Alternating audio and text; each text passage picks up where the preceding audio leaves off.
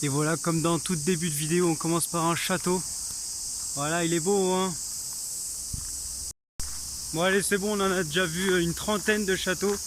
Bienvenue dans la ville de Nagahama.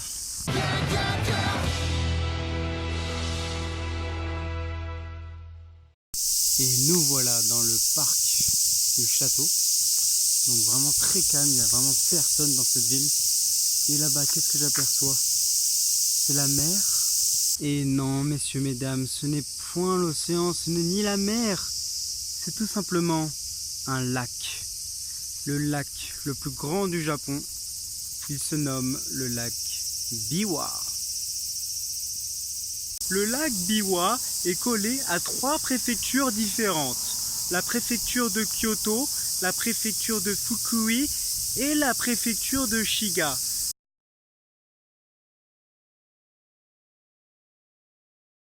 Il est vraiment très grand. Et voilà le petit jardin de fleurs. En fait, il est tout petit, hein, il n'y a que des fleurs autour d'une grande place, avec une fontaine. Ouais, c'est pas oufissime. C'est joli, il y a une petite musique. Je sens que je pourrais dormir ici. Waouh! J'ai jamais compris au Japon, toutes les statues de civils, donc pas de samouraïs ou de personnes importantes, mais vraiment toutes les statues, que ce soit hommes, femmes ou enfants, ils sont tous tout nus à chaque fois. Tout nus. Ils ont la flemme de sculpter les vêtements. Mais qui voilà, qui essaye de retrouver Andy et ses potes. C'est Woody! You Buzz. D'ailleurs, c'est drôle de l'avoir mis là quand même. Et nous voilà maintenant dans le parc de Keiunkan. Keiunkan, typique entretien japonais avec de grandes statues. Le parc est vraiment très stylé, il y a un grand obélisque, mais bon, je peux pas m'approcher plus. Il y a vraiment des chemins de pierre avec beaucoup de végétation, c'est vraiment très calme. Et voilà ce que je voulais vous montrer. La grande statue de Bouddha. Un Daibutsu. Il est vraiment énorme, sauf que le problème c'est qu'il est en contre-jour. Je me suis acheté une bouteille de lemon, donc de citron, mais gelée. Le truc c'est gelé à 1 euro. Ça commence déjà un peu à fondre, le goût il est super prononcé, mais c'est bizarre de vendre ça comme ça. Et c'est drôle parce que d'un côté il y a le temple Bouddha avec le grand Bouddha, et juste collé à ça il y a même un petit portique. Il y a un sanctuaire shintoïste avec un tori. Donc c'est drôle comment ils collent comme ça les deux religions ensemble. Il fait au moins 40 mètres, au moins, je dirais, environ, approximativement. Et en plus je le trouve plus beau. Je le trouve plus beau que le grand Bouddha de Kamakura qui est si connu. Là il y a vraiment beaucoup de détails. En plus il est debout. Non, franchement, vraiment stylé celui-là. L'endroit s'appelle Nagahama Biwako Daibutsu. Et pourquoi ce temple est relié au jeu Zelda? Tu peux m'expliquer ça? Au pied de la statue, ça fait comme un phare. Donc il y a des escaliers qui tournent tout autour pour aller jusqu'en haut. Et au milieu, il y a plein d'or avec encore une petite statue de Bouddha. Et ce qui est impressionnant sur les côtés, c'est qu'il y a plein de statues de Bouddha là. Il y en a au moins 2-3 000 quoi. Parce qu'il y en a des deux côtés. Il y en a plein. Waouh! Et le parc du Bouddha est vraiment cool. Il y a beaucoup de petites statues, de petits coins où vous pouvez regarder des statues de Bouddha. Il y a même un petit coin bambou. Vraiment très cool. Encore des statues avec des petits vêtements comme ça pour les recouvrir. C'est vrai qu'il fait plutôt froid en ce moment. C'est une bonne idée. Le dieu. Et dans le parc, il y a un petit cimetière. Je pense qu'il est neuf parce que les pierres sont vraiment toutes propres. Et vraiment, on dirait qu'elles sont neuves. C'est vraiment beau les cimetières du coup bouddhistes, mais aussi les cimetières shintoïstes, ils sont vraiment stylés. Et pour finir, le petit coin bambou avec son petit étang. Très reposant tout ça. Ça me fait chier parce que je sais pas si pour vous, vous le voyez bien ou si c'est vraiment un contre-jour de fou. Mais bon, parce qu'il a vraiment beaucoup de détails, c'est dommage.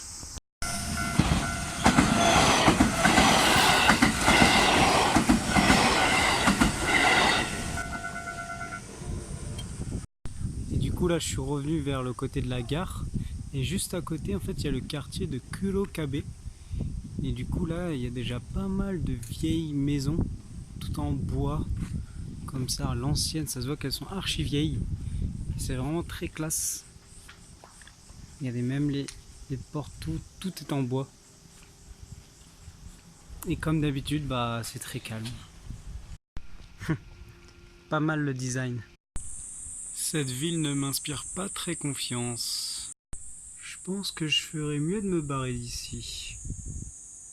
Non mais regarde-moi ce bâtiment. Il fait tellement peur.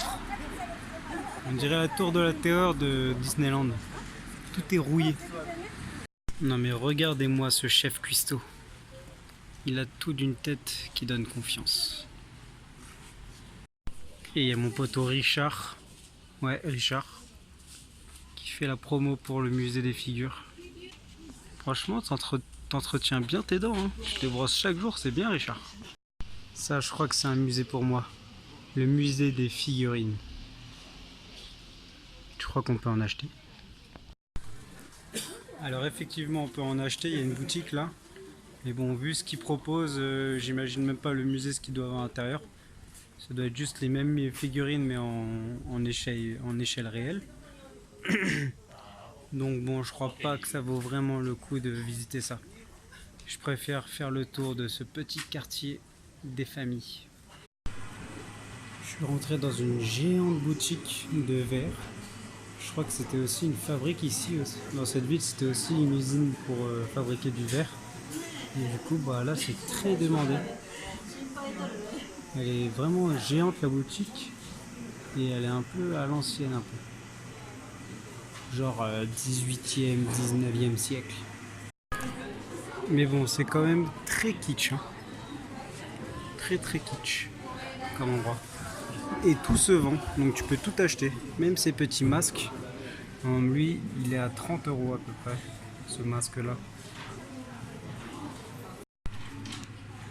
Il me va bien ce masque. Je vous vois. Miaou.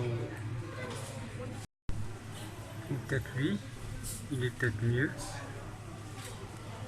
Je fais un peu peur comme ça, non? Continuons un peu la visite de ces petites boutiques dans cette grande Shotengai. Pour les amateurs de chats. De petits chatons. Tout ça pour apporter de la chance chez toi. Ou pas, hein. Ou c'est juste de la déco. Des petits Daruma.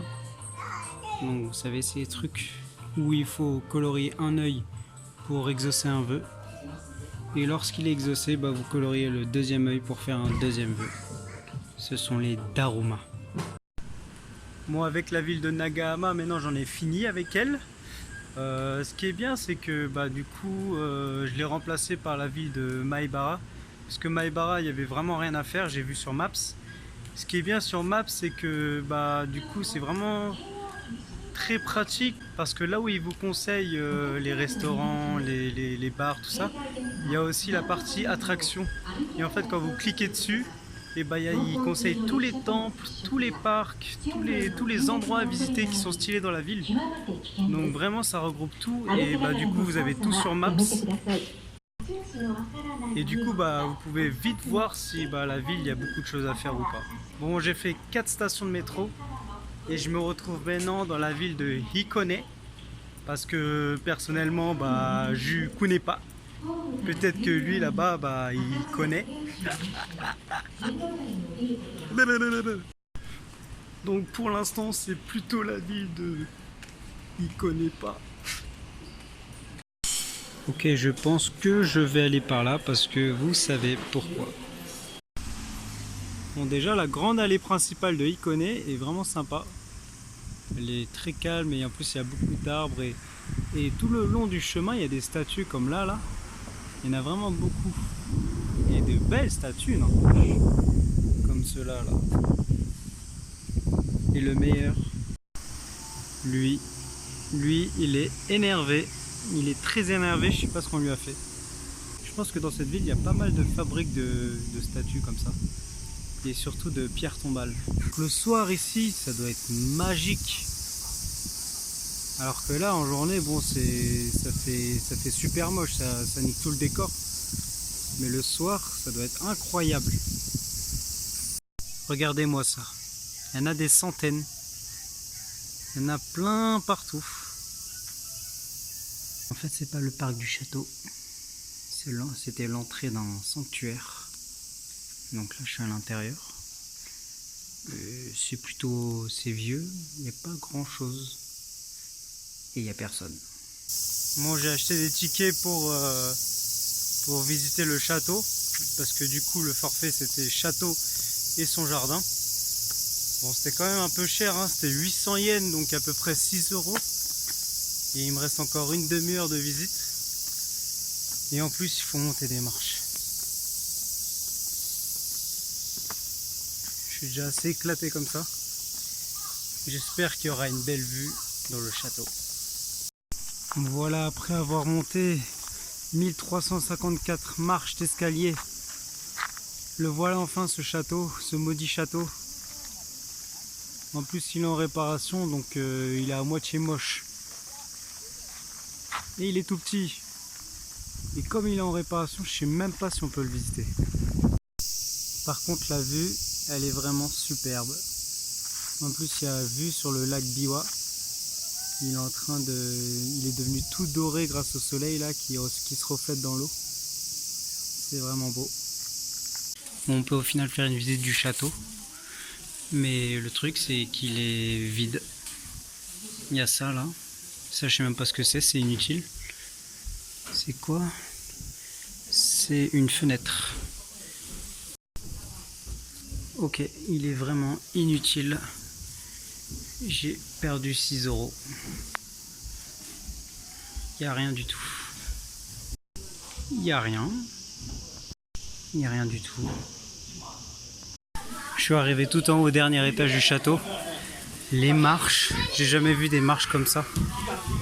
Mais au moins ce qui est bien, c'est qu'on a une vue à 360 degrés. Je m'excuse d'avance pour le vent qui crée de la perturbation dans vos oreilles. Mais c'est pas grave. Admirez la vue à la place. Et voilà la dernière vue sur le lac Biwa. Bon, le seul avantage avec ce château, c'est qu'il a gardé toute son authenticité, donc toute sa vieillesse. L'intérieur n'a pas été refait, pas comme les autres châteaux où la plupart du temps c'est vraiment des musées super modernes à l'intérieur qui ont été rénovés au maximum à notre ère, le 21e siècle. Non mais regardez ces escaliers, regardez. C'est quoi ça? C'est une descente en enfer. Bon, clairement ça valait pas 800 yens, hein. C'était vraiment de la merde. Enfin, à part la vue qui était vraiment stylée, mais bon, le château de Nagoya qui était vraiment cool à voir, ça coûtait 500 yens. Et même le château d'Odawara, avec une superbe vue et avec le musée moderne à l'intérieur, et ben, il valait 600 yens. Avec le musée du samouraï. Donc bon, franchement 800 yens, 6 € juste pour une vue panoramique. Je dis non. Et pour finir les visites, je termine dans le parc de Genki-Uen qui se trouve juste à côté du château, qu'on peut apercevoir de la vue du château. Et du coup, ouais, c'est super. Il y a un grand étang avec un jardin à la style japonaise un peu. Alors heureusement qu'il y a un panneau, parce que sinon personne n'aurait pu voir ce champ de lotus blanc en train de fleurir là. Je crois qu'il y a à peine 20% des fleurs qui ont fleuri. Donc ça ne doit pas être encore totalement la saison, peut-être dans 2-3 semaines. Mais c'est vraiment magnifique. C'est super étendu. C'est tout un champ qui se trouve sur la rive du château et de son parc. Petite dernière carte postale avant de quitter ce jardin. Et maintenant, let's go pour voir si on peut se baigner dans le lac de Biwa. Je vous présente la reine des araignées. Elle domine sur son territoire et elle a également plein de chenilles sur la gueule. Et voilà la plage de Ikone. Donc tout ce qu'il y a de plus simple, en plus il y a des petits coins à l'ombre avec les arbres. Il y a de l'herbe pour se reposer, il y a du sable et il y a de l'eau douce.